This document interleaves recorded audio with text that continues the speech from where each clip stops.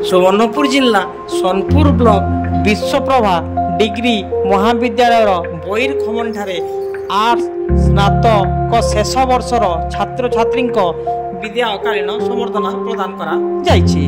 प्रथम द्वितीय वर्षर छात्र छात्री मानक द्वारा एही उत्सव रे महाविद्यालय चेयरमैन विश्वरंजन जेना, अध्यक्ष भीमसेन सुना, इतिहास अध्यापक रमाकांत साहू, इंग्राजी अध्यापक अजित नाग, राजनीति विज्ञान अध्यापक रामचंद्र बेहेरा, जयनारायण ठेटवाल, ओडिया अध्यापिका इनु बाग, अर्थशास्त्र अध्यापक सुमित तांडी, ओडिया अध्यापिका मुक्ता सुना जोगदेई छात्र छात्री मानंकु मार्गदर्शन करिथिले।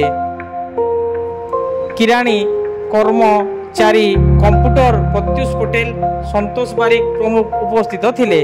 उपस्थित छात्र छात्री बबलू मेहर, मिता मेहर, फगुनी पढ़ समेत महाविद्यालय उत्तम छात्र छात्री हिसाब रे लिप्सा चिरगुणी, आनंदिनी महानंद, श्रीतम सुना, मोतीलाल सुना को कॉलेज तरफ सम्मानित करथिले।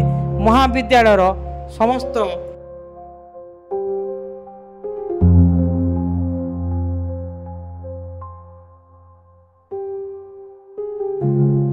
कर्मचारी एथिरे जोग देई थिले।